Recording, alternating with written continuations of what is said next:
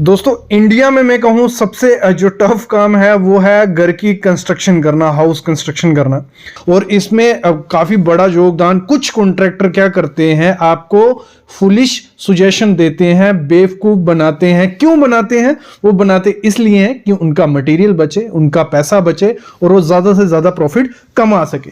तो आपको उनके बहकावे में नहीं आना है। तो आज ऐसी कुछ 15 चीज़ें मैं आपको बताऊंगा जो कॉन्ट्रैक्टर आपको फुलिश बनाने के लिए यूज़ करते हैं।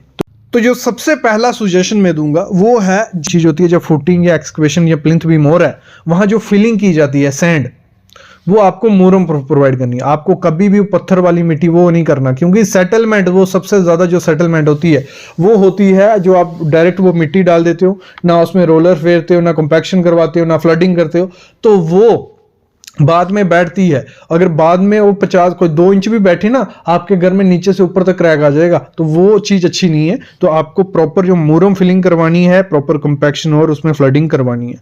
फुटिंग की डेप्थ कम कर देते हैं। आपको सजेशन देंगे कि आप 2 स्टोरी का घर बना रहे हो, इतनी फुटिंग 6 फुट फुटिंग क्या करनी है? हमने 10 घर बनाए पीछे, हमने तो सिर्फ 4 फुट फुटिंग दी और कुछ भी नहीं हुआ। भाई हर कंडीशन अलग है। जो आर्किटेक्ट ने अपनी सॉइल देखी होगी, उसने पूरा डिज़ाइन किया होगा आपके घर का, तो उसने 6 फुट का है तो 6 फुट प्रोवाइड करो।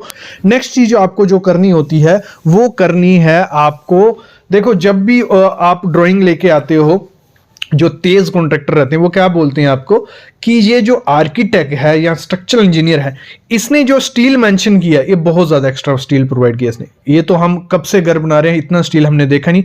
सिविल इंजीनियर क्या होते हैं? बेवकूफ होते हैं। ये सब चीजें वो बोलेगा, उनको कुछ आइडिया नहीं है। आर्किटेक्ट को कुछ आइडिया नहीं है कि कितना सरिया देना होता है। इतने ज्यादा कॉलम दे दिए भाई। ये पूरी प्रॉपर प्लानिंग के साथ चीजें होती है। और आर्किटेक्ट जो आता है वो पूरा स्ट्रक्चर इंजीनियर से कंसल्ट करेगा, प्रॉपर लोड देखेगा, वो उस हिसाब से आपको सरिया देता है कि आपके कॉलम में इतना सरिया आएगा। क्योंकि फ्यूचर प्लानिंग भी कुछ नाम होता है। फ्यूचर प्लानिंग क्या है? आजकल लोग सिंगल स्टोरी के लिए डिजाइन नहीं करवाते, आप 3 स्टोरी को लेके चलते हैं, क्योंकि डुप्लेक्स 3 स्टोरी मतलब नॉर्मल है। तो उस हिसाब से उस चीज को डिजाइन किया जाता है। जैसे स्ट्रक्चर इंजीनियर ने बोला है वैसे ही आपको स्टील प्रोवाइड करना है। अगर उसने कहा है कि 4 मीटर पे एक बीम कॉलम देना है तो देना है। सरिया अगर 16 mm का कहा है तो कहो, नहीं तो कॉन्ट्रैक्टर आपको बोलेगा इतनी जरूरत नहीं है, यहाँ 16 की जगह 12 भी डालोगे तो कोई दिक्कत नहीं होगा। हम 100-200 घर बना चुके हैं, आज तक कुछ कंप्लेन नहीं आई है। कंप्लेन आज नहीं आएगी, वो 10 से 15 साल बाद कंप्लेन आएगी, जब वहां क्रैक आने लग पड़ेंगे या सेटलमेंट होने लग पड़ेगी, तब आती है। कोई 1-2 साल में नहीं आता, क्योंकि इतनी स्ट्रेंथ होती है। और सबसे ज्यादा कंप्लेन तब आएगी जब अर्थ केक आएगा, और अर्थ केक के टाइम वो दिखेगा भी नहीं आपको कि कॉन्ट्रैक्टर है कहां। तो ये चीज आपको ध्यान देनी है। ये ऐसा कभी उसको नहीं करने देना है, क्योंकि लाइफ हमें करके चाहिए 50 से 60 साल मिनिमम, ठीक है। तो उसके लिए आपको पूरा प्रॉपर प्लानिंग आपको आर्किटेक्ट से लेनी है, कॉन्ट्रैक्टर के थ्रू नहीं जाना है। काफी लोग मैं देख रहा हूं कॉन्ट्रैक्टर पे देखते हैं कि उसने पुराना घर इतना अच्छा बनाया है।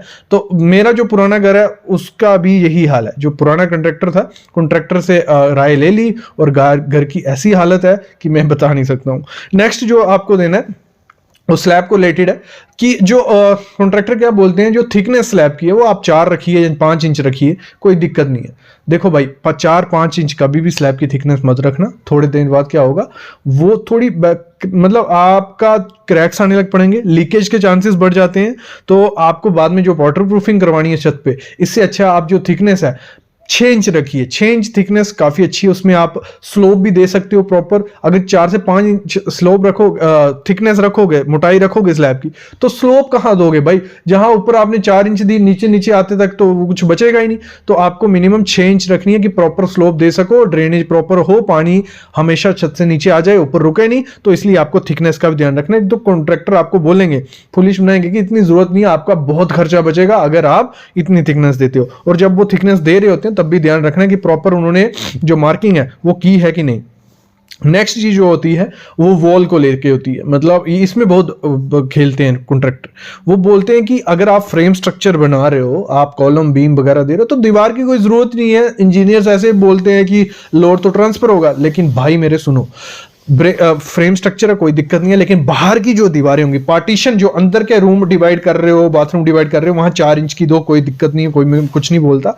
लेकिन बाहर की जो दीवारें वो 9 इंच दो। एक तो सेफ्टी पर्पस के हिसाब से भी वो अच्छा है, बाकी वो भी एज ए लोड मतलब लोड बेरिंग का काम करती हैं दीवारें। ऐसा नहीं है कि सब कुछ लोड कॉलम ही कर रहे हैं। बाहर की दीवारें आप दो तो थोड़ा सेफ रहता है। तो आपको जो बाहर की दीवारें 9 इंच रखो, अंदर की 4 इंच रखो ही रखो। एक बहुत बड़ा खेल खेलते हैं। जो कॉन्ट्रैक्टर को सबसे ज्यादा दिक्कत आती है बनाने में, वो होती है सीढ़ी। सीढ़ी में वो बहुत धोखाधड़ी आपके साथ कर सकते हैं। सीढ़ी में स्टील में जोल जाल हो जाता है, क्योंकि प्रॉपर अगर स्टील बांधने जाएंगे सीढ़ी का तो काफी टाइम लगता है। वो क्या करते हैं, सिंपल 12 mm का सरिया ऊपर से नीचे दौड़ाएंगे, डिस्ट्रीब्यूशन बांधेंगे और भर देते हैं। लेकिन आपको क्या करना है, आपको प्रॉपर जो स्टील होता है, स्टील में दोनों तरफ कॉलम दो, मतलब बीम दो दोनों तरफ, और जो प्रॉपर सरिया होता है, डबल मैश प्रोवाइड करते हैं, उसको प्रोवाइड करो तो अच्छा रहता है, सेफ्टी प्रॉपर रहती है उस चीज की। नेक्स्ट जो चीज देनी है, कौन सा सीमेंट घर के लिए अच्छा है, स्लैब के लिए अच्छा है। पहले डिपेंड होता है कि छत आप कोई भी सीमेंट डालो, किसी भी कंपनी का डालो, लेकिन उसमें आपको 3 चीज़ें समझनी पड़ेंगी। ग्रेड, देखो ग्रेड और type of cement. OPC cement आता है, एक ऑर्डिनरी पोर्टलैंड सीमेंट, एक आता है पोर्टलैंड पोजलाना सीमेंट। 2 सीमेंट बेसिकली आजकल इंडिया में यूज़ किए जा रहे हैं छतों के लिए। तो इसमें ग्रेड आता है 33 ग्रेड, 43 ग्रेड, 53 ग्रेड। आपको हमेशा ध्यान देना है कि आपको 53 ग्रेड ही यूज़ करना है। किसके लिए? छत के लिए। जब भी कंक्रीट करो आप छत का, उसमें आपको 53 ग्रेड यूज़ करने हैं। और मैं कहूँगा ओपीसी, ठीक है, अगर ओपीसी मिल जाता है, ओपीसी और पीपीसी में से कोई भी यूज़ करो, लेकिन अभी पीपीसी यूज़ करोगे तो आप क्रैक से बचे रहोगे। पीपीसी 53 ग्रेड जो आता है वो बेस्ट है। जो आपने रेलवे ट्रैक्स के वो देखे नहीं होते, जो स्लीपर्स पड़े होते हैं कंक्रीट के, उस पर कितना लोड वाइब्रेशन करता है, वो किसके बने होते हैं? पीपीसी 53 ग्रेड के। वो इतनी वाइब्रेशन झेल सकते हैं। तो इधर तो क्या, छत में कुछ ज़्यादा लोड भी नहीं आने वाला है। तो आपको मैं अभी एक सुझाव देता हूँ कि आपको जो अगर सीमेंट यूज़ करना है, तो अगर अंबुजा रूफ स्पेशल या अंबुजा कवच अगर आपको मिलता है तो आप उसको यूज़ करो, क्योंकि वो अच्छा ग्रेड है। पीपीसी 53 अंबुजा कवच सीमेंट है। जो अगर मैं नॉर्थ की बात करूँ, जम्मू एंड कश्मीर या हिमाचल में, तो वो बैग कुछ 480 रुपये पर बैग पड़ रहा है। अगर आप अच्छे से बात करोगे कि 100-200 बोरी चाहिए तो आपको 460-70 रुपये में वो मिल जाएगा। तो वो ही यूज़ करना है आपको। कौन सा? अंबुजा कवच, जिसका पीपीसी 53 ग्रेड, ये सीमेंट अच्छा है। और इसी वीडियो में बात करूँगा अगर कि आपको केमिकल यूज़ करना चाहिए कोई नहीं कि नहीं। देखो केमिकल यूज़ करोगे तो उसका तो कुछ अच्छा इफेक्ट तो होगा ही। केमिकल बनाए इसलिए हैं जो वाटर प्रूफिंग केमिकल है। होता क्या, दिक्कत क्या होती है, क्यों सबको ये लगता है कि वो अच्छे केमिकल यूज़ नहीं हो रहे हैं? क्योंकि उसका प्रोपोर्शन सही तरीके से नहीं डालते। 1-2 बोतल डाल दोगे इतने बड़े छत में, कहाँ वो पता चलने वाला है। जितना उसका प्रोपोर्शन उसकी बोतल पे लिखा हुआ है, जहाँ जो मैंने कल वीडियो डाली थी प्रोपोर्शन बताया था आपको, उसी हिसाब से डालोगे तो वो कोई इफेक्ट करेगा। बाकी कंपनी की बात करूँ, डॉक्टर फिक्सिड का भी अच्छा है अगर यूज़ करते हो।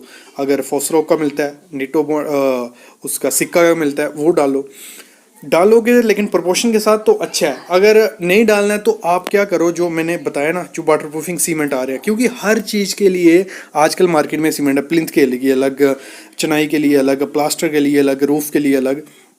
तो वो इसीलिए बनाए हैं कि उसकी चीज़ को देखते हुए, खासियत देखते हुए। अभी हम बात करें जैसे वाटर प्रूफिंग, हमें छत पे क्या चाहिए होता है कि हमारे लीकेज होती है तो हमें वाटर प्रूफिंग चाहिए। तो अगर आप अंबुजा कवच या अंबुजा रूफ प्लस करते हो, रूफ के सबके आए हैं, अल्ट्राटेक के भी आए हैं, एसीसी के भी आए हैं, हाथी के आए हैं, सबके आए हैं, तो आपको रूफ स्पेशल देख के डाल देना है। लेकिन एक चीज़ ध्यान देनी है, सीमेंट कोई भी यूज़ कर लो, आपको अच्छी प्रैक्टिस करनी है कंक्रीट डालते हुए स्लैब का। नेक्स्ट जो चीज़ देनी है वो होता है कवर ब्लॉक। मैंने देखा कि कवर ब्लॉक कोई भी कॉन्ट्रैक्टर महत्व नहीं रखता है। कवर ब्लॉक की जगह पत्थर, ईंट, लकड़ी, ये सब चीजें डाली जाती हैं और इनकी स्ट्रेंथ मैच होती नहीं। आप भले M25 कंक्रीट यूज कर लो, 30 कंक्रीट, बीच में वॉइड्स तो रह ही जाएगा ना, क्योंकि थोड़े देर टाइम बाद वो डिट्रॉयड हो जाएगी चीज और वो गैप बन जाएगा और वो सेटलमेंट हो जाती है। तो आपको प्रॉपर उसको बोलना है, या तो CPVC का कवर यूज कर या तो कंक्रीट के कर, लेकिन वो जो ग्रेड ISO सर्टिफाइड हो। तो इससे क्या होता है, आपका प्रॉपर कंक्रीट चारों तरफ कॉलम के या सरिये के रहता है, उससे जो सरिया आपका खराब नहीं होता है। और इससे देखो, अगर ईंट वगैरह यूज करोगे, वो अभी नहीं दिखेगा। जैसे मैंने कहा 15-20 साल बाद दिखने लग पड़ता है सब कुछ। उसके बाद जो आपका सरिया वो काला सा पड़ गया होता है, आपके छत का प्लास्टर गिर रहा है, आपका कॉलम में क्रैक आ रहे हैं, तो वो काफी देर बाद दिखता है। ये चीजें आपको अभी से ध्यान देनी पड़ेंगी। और मैंने काफी चीजें देखी हैं, कॉन्ट्रैक्टर मतलब लेबर बचाने के लिए, ईंट बचाने के लिए एक्स्ट्रा वेंटिलेशन दे देते हैं, मतलब ज्यादा बहुत खिड़कियां प्रोवाइड कर देते हैं। ये ध्यान नहीं आता है, ये लगता है कि ठीक है यार खिड़कियां इतनी प्रोवाइड कर रहा है, अच्छी बात है, लेकिन इसमें खर्चा इंक्रीज हो जाता है आपके जो, फिर आपको उसके लिए खिड़कियों का खर्चा बढ़ेगा। तो वो लेबर बचाने के लिए एक्स्ट्रा खिड़कियां वेंटिलेशन दे देता है, वो भी आपको ध्यान देना है। और बहुत बड़ा स्कैम करते हैं यहाँ पे, वो होता है एक्स्ट्रा बालकनी और एक्स्ट्रा गैलरी देख के। होता क्या है, आपने रेट किया होता है स्लैब और गैलरी का कि पर स्क्वायर फीट हम 1200 स्क्वायर फीट 1300 स्क्वायर फीट देने वाले हैं, तो वो गैलरी प्रोवाइड करते हैं 2-2 3-3 4-4 फुट की, और उसी को नापते हैं, और उससे क्या उनका खर्चा बच गया। लेकिन आपके कुछ काम की नहीं आने वाली वो गैलरी। उस गैलरी में आप जाओगे भी नहीं, ना वहां कुर्सी लगती है, ना किसी, मतलब गैलरी में कहाँ टाइम है यार, आजकल सब बिजी लोग हैं। तो गैलरी उतनी दो जितनी जरूरत है, और जो छत की गैलरी है उसको ध्यान देना कि 3 बहुत है, 3 फीट से ज्यादा दे रहा है तो कुछ काम की नहीं है, वो अपना खर्चा बना रहा है। और एक और आजकल स्कैम चल रहा है, जो फॉल सीलिंग तो हर लोग करवा रहे हैं, पीवीसी की है या पीओपी की फॉल सीलिंग है, तो उसमें क्या करते हैं कि छत का प्लास्टर नहीं करते हैं वो लोग। तो भाई छत का प्लास्टर जरूर करवाओ, भले आप फॉल सीलिंग करवा रहे हो, लेकिन 6 mm का थिकनेस रखो, कुछ ज्यादा थिकनेस रखो नहीं, क्योंकि छत के प्लास्टर में काफी टाइम लगता है। तो कॉन्ट्रैक्टर बोलता है अगर आप फॉल सीलिंग करवा रही हो तो आपको क्या जरूरत है प्लास्टर करवाने की। नहीं, आपको जरूरत है, क्योंकि एक जो हमारा कंक्रीट है उसको एक एक्स्ट्रा लेयर देती है, और जो अगर बाई चांस कोई डैम्पनेस, थोड़ी बहुत डैम्पनेस भी आती है छत से, तो वो उसको थोड़ा तो कवर करेगी। तो मेरे ख्याल में आपको प्लास्टर करवाना है, नहीं तो डायरेक्ट कॉन्ट्रैक्ट में पीओपी आएगी छत के, तो वो गिरने के चांसेस बढ़ जाते हैं और फेलियर के चांसेस बढ़ जाते हैं। तो जो स्पेसिंग का एक और जोल करते हैं, जो स्ट्रक्चर यहाँ आर्किटेक्ट इंजीनियर हमें स्पेसिंग कही होती है कि आपको 150 mm स्पेसिंग रखनी है यहाँ से जहाँ तक, यहाँ पे आपको 200 mm स्पेसिंग रखनी है, यहाँ 150। तो कॉन्ट्रैक्टर बोलता है भाई इतनी स्पेसिंग, इतनी कम स्पेसिंग कोई जरूरत नहीं है, हमने काफी घर बनाया, कुछ नहीं होगा। तो वो स्पेसिंग दे देता है 200-300 mm या 250, जहाँ 150 का है वहां 200 कर देगा। उसका टाइम बचता है, सरिया बचता है। लेकिन आपको कहना है कि कॉलम में उसने कहा है अगर 1 मीटर तक आपको 100 mm की स्पेसिंग देनी है तो देनी है, यहाँ 150 देनी है तो देनी है। ये चीजें आपको चेक करनी है, और सरिया जरूर चेक करना, ग्रेड, ब्रांड, ये सब चीजें, ये बहुत इंपॉर्टेंट चीज होती है। दूसरी चीज होती है हाइट। घर की हाइट 10 फुट की जगह वो 9 फुट कर देंगे, तो वो दिक्कत आएगी जब फॉल सीलिंग कराओगे, काफी नीचे आती है। तो आपको जो प्रॉपर उसको बोलना है 10 से 11 फुट हाइट रख। वो बोलेंगे नहीं कोई जरूरत नहीं है इतनी, 11 फुट हाइट क्या करोगे आप, क्योंकि आपकी ईंट बचेगी अगर 11 फुट नहीं करते हो। तो वो अपना टाइम बचा रहा है, अपनी ईंट बचा रहा है। तो ये चीजें भी आपको ध्यान रखनी है। जब घर की कंस्ट्रक्शन कर रहे होते हैं हम लोग, तो सबसे बड़ी कंफ्यूजन क्या होती है, वो होती है कि ब्रिक वर्क करके कॉलम करें या कॉलम करके ब्रिक वर्क करें। तो उसके लिए सबसे पहले समझते हैं, जब हम ब्रिक वर्क और कॉलम करते हैं, मतलब हमने ब्रिक वर्क जुड़ाई कर गई, फिर हमने कॉलम करते गए साथ में, ठीक है, तो उसमें होता है कि आपकी बॉन्डिंग काफी ज्यादा अच्छी बनती है। मतलब आपका ब्रिक वर्क और कॉलम में क्रैक कभी नहीं आएगा, ये चीज है। और कॉन्ट्रैक्टर भी मोस्टली यही करते हैं, क्योंकि उनकी शटरिंग बचती है दो तरीके से। और थोड़ा मेरे को लगता है उनको दिमाग में है कि ये जल्दी काम होता है, लेकिन वो ऐसा नहीं है, स्लो काम है। तो अगर आप ब्रिक वर्क और कॉलम करते हो, बॉन्डिंग रहेगी, क्रैक तो नहीं आएंगे। लेकिन 8 उसके नुकसान है। कितने? 8। एक फायदा है, 8 नुकसान है। और ये जो कॉन्फाइंड मैसनरी बोला जाता है, ये तरीका होता है। अगर आपको ब्रिक वर्क और कॉलम करने, कॉन्फाइंड मैसनरी करनी है, तो काफी चीजें प्रिकॉशंस लेके चलना पड़ता है, फिर होती है। तो अब इसको मैं समझता हूं, जो 8 नुकसान है क्या। जब आप ब्रिक वर्क करते हो और साथ में कॉलम करते हो, सबसे पहली चीज जो कॉलम का काम क्या है, वो प्रॉपर अलाइंड हो, सीधा हो एकदम। उसमें देखो आधे इंच का भी या 5 mm का भी अलाइनमेंट आगे पीछे नहीं होना चाहिए। अगर कोई अच्छा क्लाइंट होगा, जो बड़ी बड़ी MNC कंपनीज हैं, उनमें अगर 5 से 10 mm का अलाइनमेंट इधर उधर हो, उस कॉलम को तोड़ना पड़ता है, ये रूल है। लेकिन यहां पे जब हम करते हैं ब्रिक वर्क और मैसनरी कॉलम, तो होता क्या है, हमारा कॉलम कब कहीं जगह से अगर 300 का कॉलम नीचे से पकड़ के चल रहे हैं उसको, कई जगह से वो हो जाएगा 300, कई जगह पे 350, कई जगह पे 250। मतलब उसकी प्रॉपर अलाइनमेंट कभी नहीं होती है। गारंटी है अगर ये तरीका अपनाते हो। और अगर उसकी प्रॉपर अलाइनमेंट है ही नहीं, तो वो लोड किस तरीके से अपना ट्रांसफर कर पाएगा, और फेलियर के चांसेस बढ़ेंगे ही बढ़ेंगे। तो अलाइनमेंट नहीं होती है, ये पहला उसका नुकसान है। दूसरा नुकसान क्या है, जब हम ये तरीका अपनाते हैं, तो होता क्या है, हमारी जो ब्रिक है उसका वाटर अब्जॉर्प्शन बहुत ज्यादा है, 15 से 20% वो पानी सोखती है।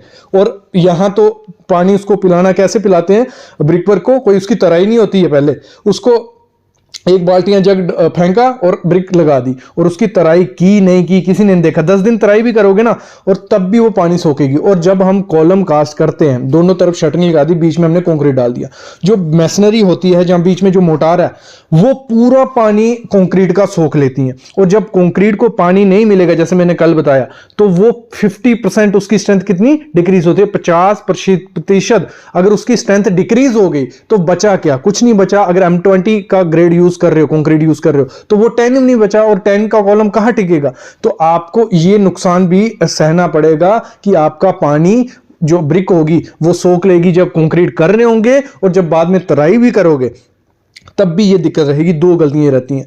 तीसरा नुकसान जो बहुत बड़ा होता है वो होता है हनीकॉम्ब। और हनीकॉम्ब अगर स्ट्रक्चर में आता है तो वो स्ट्रक्चर फेलियर के बहुत पास होता है, क्योंकि अगर किसी चीज में हम होल कर देंगे उसकी स्ट्रेंथ बहुत ज्यादा कम हो जाती है। और ये ब्रिक वर्क और कॉलम को साथ में कर रहे हैं, ऐसा हो ही नहीं सकता है कि उसमें हनीकॉम्ब नहीं आए, गंजा नहीं आए। और हनीकॉम्ब आता है, टेढ़ा मेढ़ा दिखता है, उसको फिलअप कर दिया जाता है प्लास्टर से, तो वो कंक्रीट किसी नाम का नहीं है। मेरे ख्याल में अगर आपको कन्फाइंड मैसनरी करनी है प्रॉपर तरीके से करो, नहीं तो अगर ब्रिक वर्क और कॉलम करना है तो कॉलम कर देने की कोई जरूरत ही नहीं है, क्योंकि वो प्रॉपर कॉलम आप नहीं दे रहे हो। ये तीसरा नुकसान है। चौथा नुकसान इसी में आ जाता है जब हम कंक्रीट कर रहे होते हैं, क्योंकि हमने उसको दो साइड से शटरिंग की होती है, प्रॉपर सपोर्ट्स उसको नहीं लग रही होती हैं। किया क्या होता है, कील मारे होते हैं या वाइंडिंग वायर अंदर घुसाई होती है, तो उसमें जब वाइब्रेटर लगाने की बारी आती है, वाइब्रेटर हम मारते हैं तो उसमें वाइब्रेटर लगता ही नहीं। अगर वाइब्रेटर मारोगे होगा क्या, शटरिंग खुल जाएगी, ठेकेदार वैसे डर जाएगा क्या किया ये, कोई वाइब्रेटर मारते नहीं है। और वाइब्रेटर नहीं मारेंगे क्या होगा, हनीकॉम्ब आएगा, कंपैक्शन नहीं होगी, बीच में वॉइड्स रह जाएंगे, तो वो फेलियर होगा ही होगा, बाद में क्रैक्स उसमें आएंगे ही आएंगे। और जब हम वाइब्रेटर मारने की कोशिश करते भी हैं, अगर बाई चांस बहुत अच्छी शटरिंग की भी है, क्योंकि टूथिंग होती है दोनों तरफ से, ब्रिक वर्क के को निकले होते हैं, खांचे छोड़े होते हैं, तो उसमें से क्या होता है, हमारी स्लरी बाहर निकलने लग पड़ती है वाइब्रेटर मारते हैं। अगर वाइब्रेटर नहीं भी मारते हैं, वो शटरिंग प्रॉपर से नहीं हुई होती है, क्योंकि उसमें स्पेस ही नहीं होती उस तरीके से, प्लाई भी मार लो, कुछ भी कर लो, तो होता क्या है, उस जॉइंट में से क्या निकलने पड़ने लगता है, सीमेंट और पानी दोनों साथ में निकल जाते हैं, और पीछे बचती क्या है, कपची, एग्रीगेट। तो वो क्या करेगा, कुछ भी नहीं कर सकता है। तो ये बहुत इंपॉर्टेंट चीज है, ये गलतियां हो जाती हैं अगर आप क्या करते हो, ब्रिक वर्क और कॉलम साथ में। फायदा एक ही है कि उसमें क्रैक नहीं आएगा, वो फायदा आपको उसमें भी मिल जाएगा जब आप कॉलम करते हो और फिर ब्रिक वर्क करते हो। मैं उसको बताने वाला हूं आगे कैसे करते हैं कैसे नहीं। लेकिन अगर मैं कहूं कि आपको ब्रिक वर्क और बाद में कॉलम करने हैं, तो मेरे ख्याल में as a technical person, as a engineer नहीं करना चाहिए, क्योंकि उसमें कुछ चीज हमारी बैलेंस नहीं हो रही है। जहां एक फायदा है 8 नुकसान है, तो वो चीज सही नहीं है। अगर कन्फाइंड मैसनरी, इसको कन्फाइंड मैसनरी बोलते हैं कि ब्रिक वर्क और कॉलम बाद में करें, स्टील का स्ट्रक्चर बाद में डालें, लेकिन इसमें प्रिकॉशंस कैसे लेने होते हैं। अगर आपको एक चीज करनी है, जैसे मैंने बताया, ब्रिक वर्क जो रहती है उसको अच्छे से पानी पिला लो, खूब सारा पानी पिलाओ कि उसका वाटर ऑब्जॉर्प्शन जो रहा है वो मतलब अप्रॉक्स 0 हो जाए। 0 होते नहीं है लेकिन वो बिल्कुल 0 हो जाए।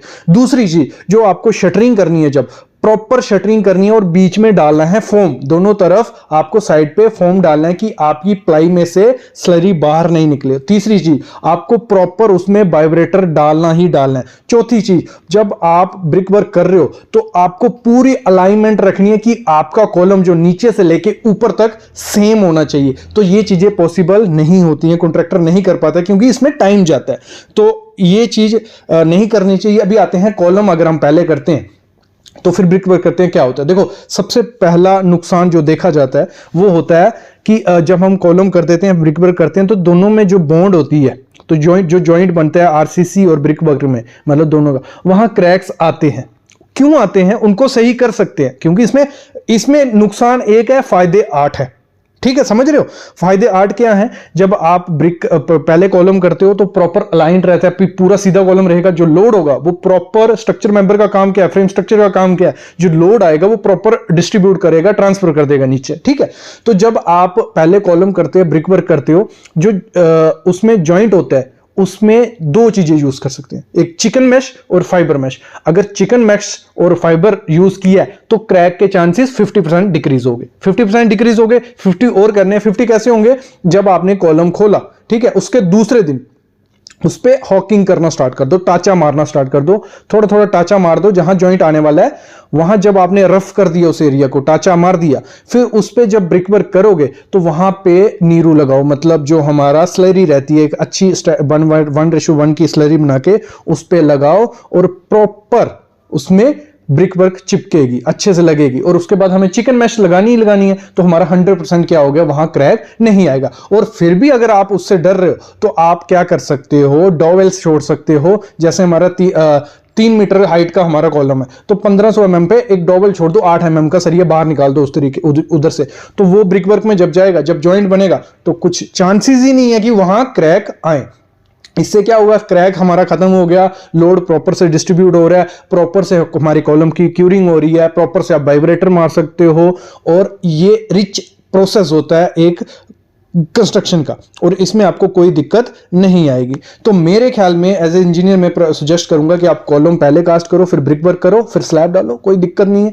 तो अगर वो कन्फाइंड मैसनरी करते हो ब्रिक वर्क और कॉलम, तो उसमें काफी ड्रॉबैक्स हैं, काफी डिसएडवांटेजेस हैं। उनको जैसे मैंने कहा कैसे काउंटर कर सकते हैं, वैसे काउंटर करोगे तो एक अच्छा कंस्ट्रक्शन होगा। और कंस्ट्रक्शन में ये चीजें ध्यान रखोगे तो एक अच्छा घर आपका बनेगा, मजबूत घर बनेगा। सामने आप देख रहे हो स्टील है, स्लैब का स्टील बांधा जा रहा है, और आप देख रहे हो कि बीम जो स्लैब के स्टील के ऊपर है, ये क्या होता है, ये हमारे होते हैं हैच बीम, इनको बोल लो हैच बीम, जहां आप कंसील्ड बीम बोल लीजिए। तो इनका काम क्या है, ये स्लैब बीम होते हैं, मतलब स्लैब के अंदर ही दिखेंगे। जैसे हमारी कंक्रीटिंग हो जाएगी तो ये बीम ना नीचे से दिखेंगे ना ऊपर से दिखेंगे, मतलब ये स्लैब के बीच में ही रहेंगे। ये वहां प्रोवाइड किए जाते हैं, यहाँ पे देखो आपको स्लैब के नीचे बीम नहीं दिखाना है, जहाँ जहाँ ज़्यादा लोड नहीं आने वाला है, तो उस एरिया में हम इनको बीम को प्रोवाइड करते हैं। और इस काफ़ी ज़्यादा सस्ते पड़ते हैं as compared to T beam. तो ये होते हैं आप स्लैब बीम या कंसील्ड बीम इन्हें बोल लीजिए। फिर अगला टॉपिक है, आप देख रहे हो यहाँ मिस्टेक की जा रही है, यहाँ कवर ब्लॉक जो होता है, हमें कवर ब्लॉक प्रोवाइड करना पड़ता है स्लैब में। आपको 20 से 25 mm का कवर ब्लॉक प्रोवाइड करना है कि आपका जो मैश या स्टील है उसके नीचे में भी कंक्रीट आ जाए और ऊपर में भी, और वो डिटोराइड नहीं हो सरिया। लेकिन यहाँ गलती क्या की जा रही है, कवर बीम की जगह पत्थर प्रोवाइड किए जा रहे हैं, तो वो खराब चीज़ है। आपको ये चीज़ कभी नहीं करनी है, आपको कवर ब्लॉक प्रोवाइड करना है, पीवीसी का हो गया या कंक्रीट का हो गया, ये चीज़ें ध्यान रखनी है। अगली टॉपिक है वो होती है हाकिंग। हाकिंग क्या होती है, हाकिंग की जाती है, ये हॉकिंग नहीं है, मतलब एक खड्डे डाले जाते हैं। हाकिंग प्रोसेस सेम होता है, जो हमारा कंक्रीट का सरफेस होता है उस पे हम निशान डालते हैं, खड्डे डालते हैं, इस तरीके से टाचा करते हैं कि हमारा जो प्लास्टर उस पे आने वाला है तो एक अच्छा बॉन्ड बना देगा। क्योंकि कंक्रीट का सरफेस क्या होता है, एकदम स्मूथ होता है, तो उस पे जब हम प्लास्टर करेंगे तो वो थोड़ी टाइम बाद निकल जाएगा जहाँ उसमें क्रैक आ जाते हैं। तो इसलिए हम क्या करते हैं, हाकिंग प्रोवाइड करते हैं, मतलब उस पर एक स्क्वायर मीटर में अप्रॉक्स 30 से 40 निशान उसको कर देते हैं। नेक्स्ट ये क्या है, ये क्यों मैं आपको दिखा रहा हूँ, शटरिंग की जा रही है, प्लैंक से की जा रही है, फट्टे भी हम जिसे बोलते हैं उनसे की जा रही है।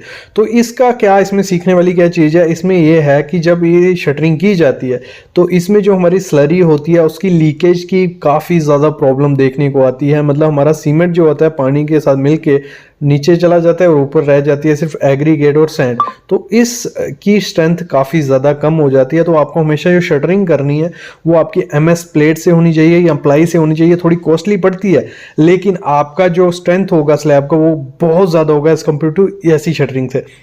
इस शटरिंग में और एक दिक्कत और आती है कि जब ये शटरिंग की जाती है, जब शटरिंग खोली जाती है तो काफ़ी सरफेस ऐसे इरेगुलर शेप का होता है, तो उसको सही करने के लिए काफ़ी लेबर चली जाती है, लेबर कॉस्ट उसमें काफ़ी ज़्यादा लग जाती है। तो आपको ये कभी नहीं करना है। अगली चीज़ आप देखो, इसको आप गलती बोल सकते हो, मिस्टेक बोल सकते हो, कॉलम की डी शटरिंग हुई है, ये टाइम से पहले खोला गया तो आप देख रहे हो कितना क्रैक्स इसमें आ गए हैं। 2-3 चीज़ें हो सकती हैं इस क्रैक के कारण। ये मतलब एक तो जहाँ तो शटरिंग जल्दी खोली गई है, दूसरा एक प्रॉपर वाटर रेशो, मतलब कंक्रीट का मिक्स जो था वो प्रॉपर रेशो से नहीं बनाया गया होगा, तो जैसे उसको खोला उसमें बॉन्ड नहीं होगा, सीमेंट की कमी भी हो सकती है। तो काफ़ी रीज़न होते हैं ऐसे कॉलम के, और ये कॉलम का कोई मतलब नहीं है। अगर ये कॉलम आप प्रोवाइड करते हो, जब इस पर लोड आएगा सबसे पहले घर में यही कॉलम फेल होगा, तो ऐसी चीज़ आपको कभी प्रोवाइड नहीं करनी है। देखो पूरा क्रैक से बन चुका है। तो एज ए सिविल इंजीनियर ये आपको चीज़ें ध्यान रखनी है जब भी आपको कॉलम प्रोवाइड करना है। नेक्स्ट चीज जो होता है, कॉलम की और बीम की या स्लैब की जो लैपिंग होती है वो उसमें ध्यान नहीं देते, कहीं भी लैब दे देंगे, मतलब बीम में कहीं भी लैब दे रहे हैं, कॉलम में कहीं भी लैब दे रहे हैं, तो आपको प्रॉपर लैपिंग प्रोवाइड करनी है भाई। लैपिंग से बहुत काम पड़ता है, मतलब स्टील प्रोवाइड करने का कोई फायदा नहीं अगर आपने लैपिंग जो जोड़ आता है, देखो एक सरिया कितना ही होगा, वो सरिया बचाने के देखिए कहीं भी लैपिंग दे देंगे, तो ये बहुत बड़ी मिस्टेक होती है। और लैपिंग का जरूर देख लेना रूल कि बीम को आपको ऊपर में कहाँ, नीचे में लैपिंग कहाँ देनी है, कॉलम को लैप कहाँ करना है। दो सरियों को जोड़ते हैं ना, क्योंकि हमारा 12 मीटर का सरिया है जहाँ जो कट पीस होगा, तो उसको बचाने के लिए वो लैप कर देंगे, लेकिन आपको प्रॉपर जगह पे लैपिंग देनी है, ये चीज भी होती है। देखो, और एक जो एक्स्ट्रा जो टिप्स मैं आपको दूं, कॉन्ट्रैक्टर को कभी भी अपना बजट मत बताओ। आपको आपने बोल दिया मेरे पास 20 लाख ही है तो मेरे को 20 लाख में ही ऐसा घर तैयार करके दे दो।